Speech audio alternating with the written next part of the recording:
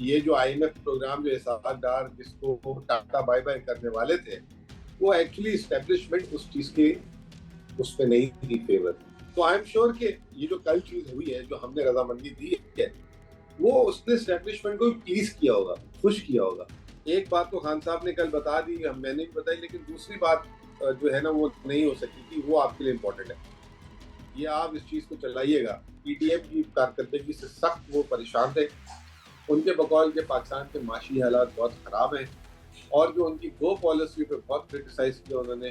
अभी मैं आपसे बात कर रहा था, एक बहुत बड़ी खबर आ गई है। EU की जो पाकिस्तान की हेड है, उन्होंने बोल दिया आज कि हम बड़े करीब से देख रहे हैं, ह्यूमन राइट्स की बात करती है और क्रैकडाउन ऑन PTI की बात करती है, और उसके अलावा ये मिलिट्री कोर्ट्स की बात करती है।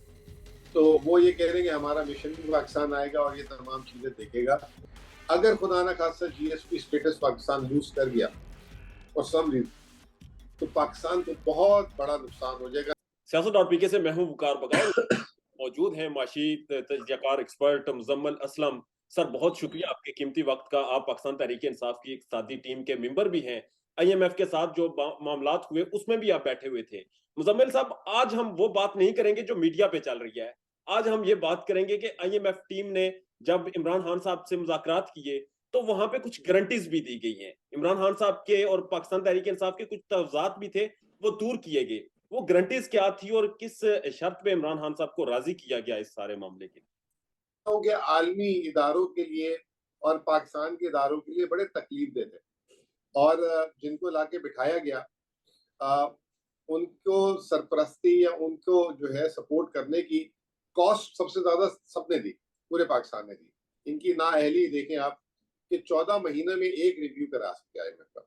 और ये जो IMF का प्रोग्राम है जो हमने लिया बता, उसका नाम था EFF। उसके 8 रिव्यू हो चुके थे। 7 जायजे हमने मुकम्मल किए थे, इन्होंने 8वां जायजा मुकम्मल किया। और आखिरी 3 जायजे 9, 10, 11 जो है ये नवंबर से जो है फंसे हुए थे, और आखिरी में 29 तारीख को IMF ने उस प्रोग्राम को सील कर दिया। और फिर जो है उसके बाद एक शॉर्ट टर्म, जिसे कहते हैं कि कलील वक्त का 9 महीने का प्रोग्राम दिया। और ये IMF के लिए भी बड़ा पेनफुल था ये मरला, क्योंकि IMF अगर कोई प्रोग्राम मुकम्मल नहीं करता तो IMF की क्रेडिबिलिटी पे भी इश्यूज आते हैं, और सवाल उन पर उठता है कि आपने ऐसा मुश्किल प्रोग्राम क्यों डिजाइन किया था जो एक आदमी पूरा नहीं कर सकता। मिसाल के तौर पे, आपको अगर कहीं पे मुलाजमत मिल जाए और आपकी मुलाजमत तो मिल गई, लेकिन आपको इतना काम लाद दिया जाए जो आप मुकम्मल ना कर सकते हो, तो ये नहीं को बोला जाएगा कि ये इस आदमी ने नाअहली से मुकम्मल नहीं किया। जिसने आपको मुलाजमत में रखा, उसको एहसास होना चाहिए था कि इस आदमी से मैं कितना काम ले सकता हूँ। अब वो उसको जो है वो तो यही चीज IMF पे सवालिया निशान आ जाता है। IMF ने उसकी बचत अपने करने के लिए, और पाकिस्तान, मैं समझता हूँ कि पाकिस्तान को भी लाइफ टाइम, ये जो शहबाज शरीफ साहब ट्रॉफी लेके घूम रहे थे और इसहाक डार आज ट्वीट कर रहे थे स्टॉक मार्केट एक हफ्ते में जो है दुनिया की बेहतरीन मार्केट बन गई, ये इनका इसमें कोई लेना देना ही नहीं है। और एक दिन पहले तक जो है दोनों हजरात जो है आपस में ये तय कर रहे थे, जो इन्होंने अपनी प्रेस कॉन्फ्रेंस में भी एतराफ किया, कि अगर 30 तारीख को प्रोग्राम नहीं आया तो जो बजट तजावीज हमने IMF के कहने पे आखिरी दिनों में जिस पे अमल किया है उसको हम वापस ले लेंगे। तो इससे अंदाजा लगा लें कि ये तजर्बेकारी थी इनकी। और जब ये प्रेस रिलीज आई तो इनको उसके पता नहीं कई घंटों बाद पता लगा कि IMF ने एक नया प्रोग्राम दे दिया है और पुराना प्रोग्राम जो है खत्म हो गया। तो इनकी कोई एफर्ट इसमें नहीं थी। IMF की क्रेडिबिलिटी का सवाल था, और वो उन पे सवाल उठ सकता था कि आपने किस तरह का प्रोग्राम डिजाइन किया है कि हुकूमत पाकिस्तान उस पर अमल दरामद नहीं कर सकती। और दूसरा मसला यह था कि IMF के अगर प्रोग्राम में कोई मुल्क दिवालिया हो जाए तो IMF के लिए एक सवालिया निशान एक आ जाएगा कि आपके आपके प्रोग्राम में रहते हुए कैसे कोई मुल्क दिवालिया हो जाए। तो PTI से कहाँ क्यों मुलाकात हो गई, यहाँ पे जो है यहाँ से बात शुरू होती है PTI की। वो जो उनके बोर्ड ऑफ डायरेक्टर हैं, वो जो है उन्होंने पाकिस्तान के जो मिशन चीफ है नेथन पोर्टर, उसको बोला कि आप इस मंजूरी से पहले पाकिस्तान की जो सबसे बड़ी सियासी जमात है और वो जो है उसको जाके इस प्रोग्राम के खदोखाल मकासद जाके बताए और उनसे जो है इसका बाय इन लेकर आए। लोग उसको अप्रूवल लिखते हैं, that is the wrong thing. हम कौन सी अथॉरिटी है जो हम उसे अप्रूव करेंगे? बाय इन का मतलब ये कि आप भी लूप में है, रजामंदी है आपकी भी, और आपको कोई एतराज नहीं है। मतलब ये चीज, वो जो लोग कहते थे कि हमसे अप्रूवल ले लिया, ये कोई मतलब, कोई हमें ना हुकूमत पाकिस्तान है और ना कुछ है, तो ये। लेकिन बाय इन क्यों ले लिया?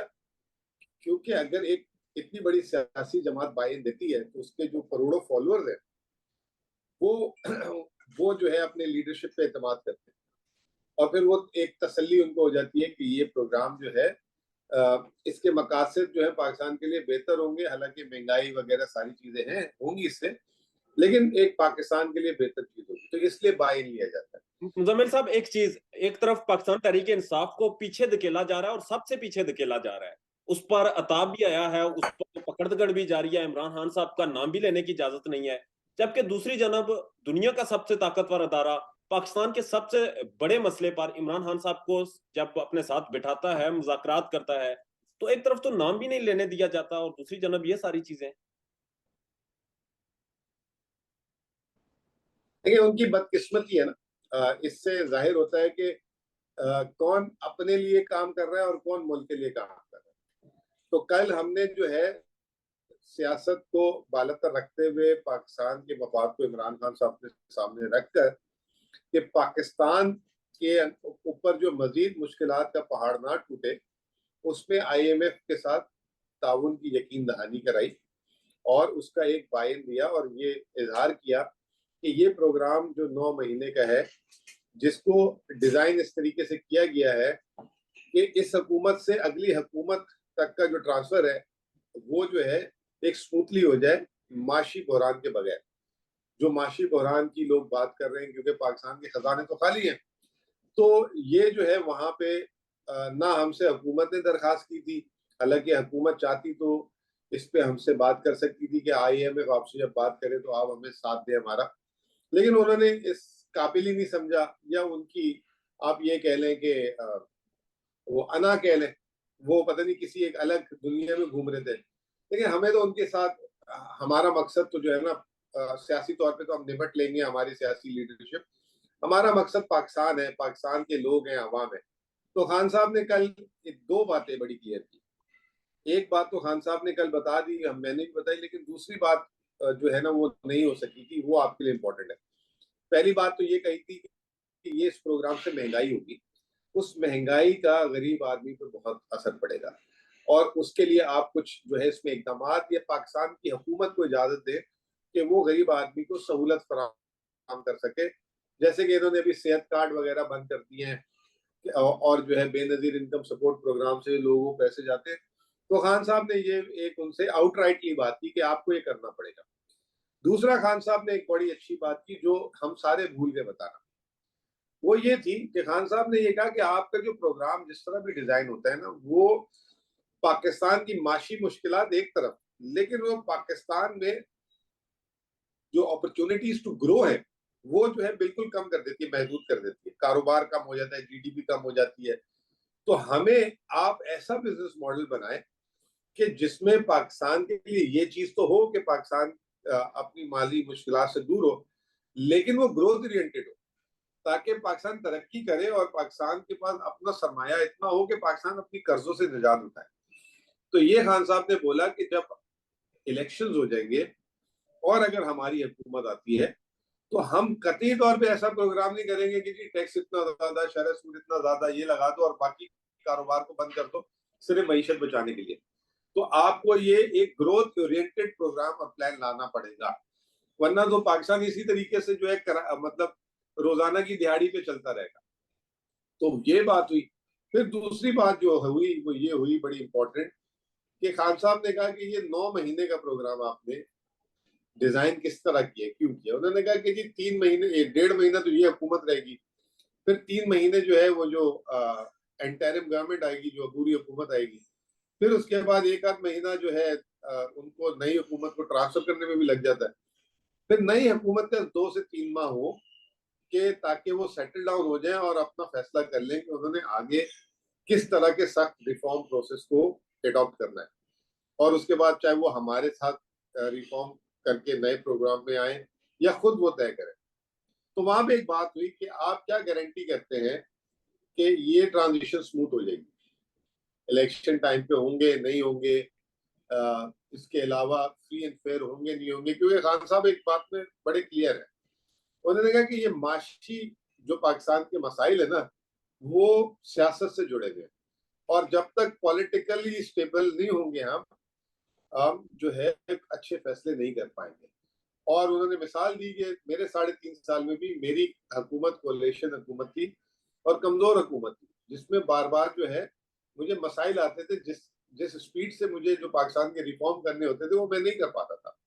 और पिछले 14 माह में ये हुकूमत है, उन्होंने खुद बोला कि इस हुकूमत ने के मिस स्टेप्स की वजह से आज पाकिस्तान इस हालत में पहुंचा।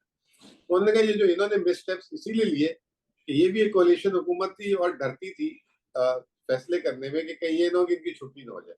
तो जब तक एक स्टेबल फ्री एंड फेयर एक स्ट्रांग हुकूमत नहीं आएगी और उसके पास पॉलिटिकल कैपिटल नहीं होगा, तो वो जो है मैंडेट नहीं होगा 5 साल का, मैंडेट तो मिल जाएगा लेकिन जो है पॉलिटिकल कैपिटल नहीं होगा, तो वो सख्त फैसले नहीं कर पाएगी।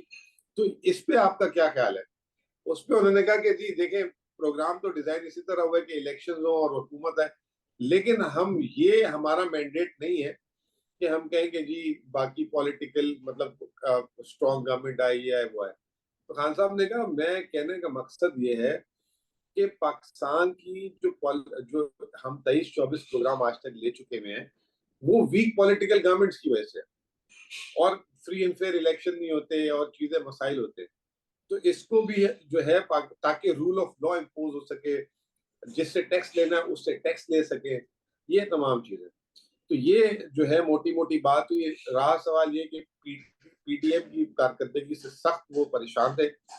उनके बकौल के पाकिस्तान के माशी हालात बहुत खराब हैं, और जो उनकी दो पॉलिसियों पे बहुत क्रिटिसाइज किया उन्होंने, एक उन्होंने एक्सचेंज रेट पॉलिसी उनकी जो मसनूई तौर पे एक्सचेंज रेट पहले मिफ्ता करते रहे, फिर मिफ्ता मजबूर होकर ठीक किया, फिर डार साहब पूरा साल करते रहे।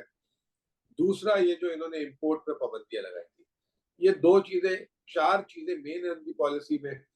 तीसरी चीज जो है ये दो मैंने आपको बता दी, तीसरी वो सख्त बजट टाइमलाइंस जो टैक्सेस वगैरह उस पे जो है, ताकि और ये जो अखराजात फालतू ना करे, तीसरा। और चौथा ये जो हमारा बिजली का एनर्जी का जो मसला है कि इसके पैसे जो हमने रोके हुए हैं और ये जो बिजली चोरी हो रही है, ये तमाम चीजें। तो अब की दफा इस प्रोग्राम को उन्होंने, इस 9 महीने के प्रोग्राम को भी 3 किस्तों में इसलिए रखा है कि 3 किस्तों में हुकूमत होगी। पहली किस्त में ये हुकूमत आएगी, फिर ये चली जाएगी। दूसरी किस्त में जो है केयर टेकर गवर्नमेंट आएगी, फिर जब वो चली जाएगी तो सितंबर में दूसरी किस्त मिलेगी उनके होते हुए। तीसरी किस्त जो है नई हुकूमत जब नवंबर में इलेक्शन हो जाएगा, आ जाएगा, तो दिसंबर में मिलेगी। उनको भी वो देखेंगे कि उनकी चाल चलन कैसी है, और उसके बाद जो है ये प्रोग्राम मार्च में खत्म हो जाएगा, और मार्च में खत्म होने के बाद जो है जो भी नई हुकूमत होगी उसको लेगी। अब इस सवाल का जवाब अभी तक नहीं मिला कि व्हाट इफ कि अगर इलेक्शन ही नहीं होते, आईएमएफ किस तरह आगे मतलब सोच रहा होगा, या आया अगर इलेक्शन डिले करते हैं तो आईएमएफ ये 9 महीने का प्रोग्राम भी पूरा होगा नहीं होगा। ये सवालिया निशान है कि आने वाले दिनों में इन चीजों पे अमल दरामद कैसा होता है। अभी मैं आपसे बात कर रहा था, एक बहुत बड़ी खबर आ गई है यूरोपियन यूनियन से भी। पाकिस्तान को जिस तरह आईएमएफ प्रोग्राम मिलता है, इसी तरह यूरोपियन यूनियन से हमें जीएसपी प्लस मिला हुआ है, जिसकी वजह से हमारी बरामदात जो है वहां पे उस पर टैक्स कम लगता है, तो पाकिस्तान की बरामदात हो पाती है। वो दिसंबर में रिन्यू होना है। उस पर ईयू की जो पाकिस्तान की हेड है उन्होंने बोल दिया आज कि हम बड़े करीब से देख रहे हैं, हमने कोई क्राइटेरिया चेंज नहीं किया दिसंबर में कि पाकिस्तान को ये देना नहीं देना। उस पर उन्होंने ह्यूमन राइट्स की बात कर दी है और क्रैक डाउन ऑन पीटीआई की बात कर दी है, और उसके अलावा ये मिलिट्री कोर्ट्स की बात कर दी है। तो वो ये कह रहे हैं कि हमारा मिशन भी पाकिस्तान आएगा और ये तमाम चीजें देखेगा। तो एक ये तमाम जो है नेगेटिव अगेन पीडीएम हुकूमत पे जाते हैं। मैं समझता हूँ कि वो पहले पाकिस्तान की उन्होंने मीशत को तबाह किया, आईएमएफ प्रोग्राम के साथ करके उसको डिसकंटिन्यू कराया। अब यूरोपियन यूनियन पाकिस्तान की बरामदात वैसे ही 8% ऑफ जीडीपी है, और यूरोप बहुत बड़ी मार्केट है हमारी, तकरीबन 1/3 एक्सपोर्ट यूरोप जाती है। अगर खुदा ना खास्ता जीएसपी स्टेटस पाकिस्तान लूज कर गया और सम रीजन, तो पाकिस्तान को बहुत बड़ा नुकसान हो जाएगा, ना सिर्फ बरामदात का, बल्कि जो यहाँ पे लोगों के रोजगार, कारखाने और ये तमाम चीजें, एक बहुत बड़ा जैसे कहते हैं फाइनेंशियल क्राइसिस उससे उठ सकता है। अब एहसास ये हुकूमत कितनी करती है, 1.5 महीना रह गया है, इनकी तवज्जो जो है मईशत से बिल्कुल हटी हुई है, और जो है सिर्फ एक ही जगह पे फोकस है, वो है इमरान खान। और इमरान खान का फोकस है पाकिस्तान। वो जो है इतना कुछ होने के बावजूद कल मीटिंग में उसने एक दफा, ये आप इस चीज को चलाइएगा, एक दफा शहबाज शरीफ का नाम मुंह से नहीं निकाला, एक दफा इसहाक डार का नाम मुंह से नहीं निकाला, एक दफा पीपल्स किसी शख्सियत का नाम नहीं लिया, और सिर्फ ये बात की कि आगे जो है आने वाले दिनों में पाकिस्तान किस तरह बच जाए, ये बात हुई। और जनरल बात की उन्होंने कि इलेक्शन होने चाहिए, फ्री एंड फेयर होने चाहिए, और जो है ताकि मुल्क में हकीकी तौर पे जिसकी मकबूलियत है, जिसके पास वोट बैंक है, वो आए, और वो फिर अवाम उसको फिर बर्दाश्त भी करेगी जब वो सख्त फैसले करेगी, क्योंकि अवाम उसको नुमाइंदा बना के लाएगी। ठीक है। अच्छा, मुजम्मिल असलम साहब, प्राइम मिनिस्टर साहब के कोऑर्डिनेटर हैं जो माशी मामलात देखते हैं, बिलाल अजहर कैनी, उन्होंने कहा कि आईएमएफ वाले तो इसलिए गए थे ताकि इमरान खान और इनकी, उन्होंने लफ्ज इस्तेमाल किया कि नालायक टीम साजिश ना कर पाए, और आपने तो हिमायत कर दी। साजिश कौन सी कर सकते हैं सर आप? नहीं, बिलाल कैनी तो बेचारा सौदा बेचेगा ना अपना, तो और वैसे ही जो है इतनी 14 महीने की कारकर्दगी उनकी जो है माशाल्लाह इतनी है कि वो शक्ल नहीं दिखा सकते। मुझे एक बात बताए कि फर्ज करें किसी बिलाल का ये कह रहे हैं ना कि पीटीआई को वो बोलने के कि आप माफी मांगे, वो उनका कहने का मकसद ये है ना। अब कोई मुझे फर्ज करे कि मुझे माफी मांगनी है, तो आप मेरे घर आएंगे उल्टा के आप मुझे कहेंगे चल माफी मांग मेरे से। जिसने माफी मांगनी होती है वो जाके मांगता है ना माफी, जी सर आप मुझे माफ कर दें, मैंने गलती कर दी। तो मैं अभी भी ये कहूंगा कि हम ना इस पे कोई मतलब अपनी मतलब ये बोलेंगे हम बड़े टार्जन हैं, हमने बड़ा काम किया है। हमने कोई नहीं, हमारी जिम्मेदारी थी, हमारा हमारे मुल्क है भाई, पाकिस्तान है तो सब है, और हमने जो है ना कोई फर्क नहीं पड़ता ये जो भी बोले। हमारा मकसद था पाकिस्तान जो है अगले 9 महीने जो ये मुल्क में जो तब्दीली आनी है, उसमें पाकिस्तान ये जो मुश्किलात पे छोड़ के जा रहे हैं, हम उसमें जलती का तेल न छिड़के, बल्कि उसको उस आग को बुझाए जो इन्होंने लगाई हुई है, और हम उस कोशिश में लगे हुए हैं। और अब हम दूसरी तरफ ईयू में भी, अभी मैंने थोड़ी देर पहले ट्वीट की है और हुकूमत को कहे don't waste this opportunity, Pakistan के एक्सपोर्ट्स को ना गर्म का वो करें अपनी अनवर जिद पे, और जो है पाकिस्तान का सोचें। तो हम उस पर भी जितना ताउन हो सकेगा जो है वो करेंगे, क्योंकि हमने तो यही रहना है, हमने इस मुल्क को लीड भी करना है। तो ये जो है ये बेचारे पहले 12 महीने 14 महीने इन्होंने आईएमएफ सबूताज कर दिया, आईएमएफ को हम पे ट्रस्ट नहीं है, पता नहीं क्या क्या बातें करते रहते थे शहबाज शरीफ और ये मिफ्ता इस्माइल भी, इसहाक डार भी। बिलाल तो छोटा है अभी में, तो वो आजकल बयानबाजी एक आध कर देता है। तो अब आप ये देखें कि हमने उस 8 महीने 9 महीने में भी आईएमएफ के कोई खिलाफ बात नहीं की, और जब मौका आया और जब आईएमएफ ने हमसे राब्ता किया, ये तो आप लोगों को कल पता लगा ना कि हमारी मीटिंग हुई चेयरमैन से, जिस दिन से आईएमएफ ने स्टैंड बाय प्रोग्राम किया है, ये जो प्रेस रिलीज निकाली थी, आईएमएफ हमसे उस दिन से राब्ते में, और हम उनके साथ बाकायदा ताउन किया हमने, और उनको एक इनकरेज किया ताकि कल को कोई ऐसा ना हो कि पाकिस्तान के पास जो रकम आ रही है उसमें कोई रुकावट हो। तो ये दूसरी तरफ इस तरह के बयानात दे रहे हैं, क्या इंप्रेशन जाएगा। मैं तो पहले दिन ही इन्होंने जब प्रेस कॉन्फ्रेंस की थी, क्योंकि इनको जब पता ही नहीं था ये प्रोग्राम चेंज हुए, तो जो इन्होंने ये अल्फाज दोनों ने इस्तेमाल किए थे वो बड़े नेगेटिव थे कि अगर आईएमएफ प्रोग्राम नहीं आएगा तो हम तमाम चीजें रिवर्स कर देंगे। तो आईएमएफ को इन्होंने एक मैसेज दे दिया कि हम आपके साथ सिर्फ ब्लफ खेल रहे हैं, प्रोग्राम लेने के लिए इकदाम किए, जैसे पैसे मिल जाएंगे। तो ये आईएमएफ को गई होगी बात, क्योंकि आईएमएफ ने हमें एक बात बोली कि हम पाकिस्तान के हर स्टेटमेंट और हर बयानात को बड़ा क्लोजली देख रहे हैं। मुजम्मिल असलम साहब, एक और बात, इस वक्त जो आपने आईएमएफ के साथ मामलात किए और रजामंदी जाहिर की, इससे ये तासुर मिलता है, और क्या ये पीटीआई की पॉलिसी है कि माशी मामलात पर अब हुकूमत के साथ टेबल पर बैठ जाएंगे, और आगे ईयू के भी जो मामलात हैं तो अब टेबल टॉक होनी चाहिए इनकी, या टेबल टॉक के लिए पीटीआई रजामंद है? देखिए बात यह है कि दो, एक तरफ रेड लाइन है, एक तरफ ग्रीन लाइन है। रेड लाइन कोई जाती फायदे की कोई बात कोई आपस में हमसे करेगा तो हम नहीं करेंगे कि जी आप मेरे केस माफ कर दे, मैं आपकी केस माफ कर देता हूँ, ये कर देता हूँ, वो कर देता हूँ। जिसने मुल्क को नुकसान पहुंचाया है, जिसने अगर कोई करप्शन की है या वो की है, वो कौम की अमानत है। उस पर कोई, इमरान खान ने भी बोला, खान साहब ने भी बोला कि मैं कौन होता हूँ किसी को कहूंगे हाँ तुमने इतनी करप्शन कर ली है तो मैं तुम्हें माफ करता हूँ। ये कौम की अमानत है, कौम के पास जानी चाहिए। दूसरी तरफ ये पॉलिसी मामला, अगर पॉलिसी मामला कुछ ऐसे है जिसमें दोनों को सर जोड़ के आगे चलना पड़ेगा। अभी मिसाल ले लें, पिछले दिनों बिलावल गए थे इंडिया, तो वो जो कुछ इंडिया वालों ने किया, तो खान साहब ने एक कौम से खिताब किया और इंडिया को शर्म दिलाई और बोला कि भाई तुम कौन होते हो, तुम लोगों ने इस तरह घटिया बात की है। याद है ना आपको जो स्टेटमेंट दिया था खान साहब ने? और फिर ये भी बोला था बिलावल तुम्हें क्या जरूरत थी उधर जाने की, जब वो अगले हो तो वो उधर खान साहब ने सपोर्ट किया बकायदा, क्योंकि पाकिस्तान कॉज था, क्योंकि पाकिस्तान की बेइज्जती की मामला था। पाकिस्तान के इसी तरीके से तरीके इंसाफ जो है वो हर टेबल पर बैठेगी और मामला जो है वो कुछ सलूबी से तय करेगी, जाती मामला को छोड़कर। एक और चीज मुजम्मिल असलम साहब मुझे समझा दें कि इस वक्त जो 14 महीने गुजरे, एक तजर्बाकार टीम थी। इसाक डार साहब आपके दौर में कहते थे मैं ही हेल्प यू, जब आपसे डॉलर कंट्रोल नहीं हो रहा था। तो 14 महीनों में ना तो डॉलर कंट्रोल हुआ, माशी तबाही निकल गई, आपकी जीडीपी ग्रोथ गिर गई।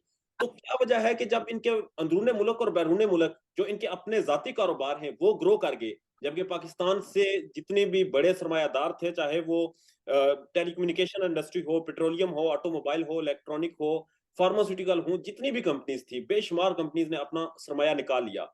वजह क्या है कि जो मैं हेल्प यू कहता था वो आज हेल्पलेस है? क्या ये न तजर्बेकारी थी या फिर कोई और चीज थी? क्योंकि इनके अपने कारोबार तो ग्रो कर रहे हैं तमाम दुनिया में। देखिए, मैं आपकी बात से डिसएग्री करूंगा कि इनके कारोबार ग्रो कर रहे हैं। इनके कारोबार है ही कभी भी आपने, मतलब इसको मैं अभी सेकंड स्टेप में समझाता हूँ आपको कि इनके कारोबार नहीं है। बेशक मालदार जरूर है लेकिन इनके कारोबार नहीं है। अच्छा। ठीक है ना? हाँ। तो वो अगर कारोबार नहीं है, मालदार, तो वो आपको जो है या तो आपकी शादी किसी अमीर घराने में हो जाए तो आप मालदार बन जाते हैं। ठीक है ना? या तो आपको कहीं से कोई रकम आ जाए आप मालदार हो जाते हैं। पाकिस्तान के 1998 से लेकर 2023 तक 3 दफा ऐसे मौके आए कि पाकिस्तान दिवालिया हुआ। ये 4 दफा, चारों दफा इसहाक डार साहब वजीर खजाना थे पाकिस्तान। तो ये 1998, 99, 2008 में भी कुछ अरसे के लिए वजीर खजाना बने, फिर 2018 में, और अब 2022-23 में। तो ये है तजर्बेकारी पाकिस्तान का, बिल्कुल जिसे कहते हैं ना खाई की आखिरी तक लेके जाने में तजर्बा इनका है। पाकिस्तान की मीशत की बहाली का तजर्बा इनका कहीं से नहीं है। और अब की दफा भी जो किया सब कुछ, तो आखिर में जो है वोट हमारी तरफ ही आई और हमने ही जो है एक तसल्ली दी कि नहीं जी इंशाल्लाह ताला पाकिस्तान जो है, ये जो आप प्रोग्राम सब इम्प्लीमेंट कर रहे हैं, इस पे हम भी जो है लोगों को कन्विंस करेंगे कि अभी इसके अलावा गुजारा नहीं है। हम इस पे पॉलिटिक्स नहीं किए हमने। बहरहाल मुजम्मिल असलम साहब, एक और चीज के इस वक्त निगरान गवर्नमेंट भी आने वाली है, ये 1.5 महीना 2 महीने चलेंगे। तो आईएमएफ ने तमाम स्टेक होल्डर से अगर मुलाकात की है, तो निगरान गवर्नमेंट तो पाकिस्तान की जियो पॉलिटिक्स देखें तो एस्टेब्लिशमेंट की एमा पर ही आती है। तो क्या एस्टेब्लिशमेंट भी इसकी एक स्टेक होल्डर है और उनसे भी आईएमएफ मामला तय करेगी?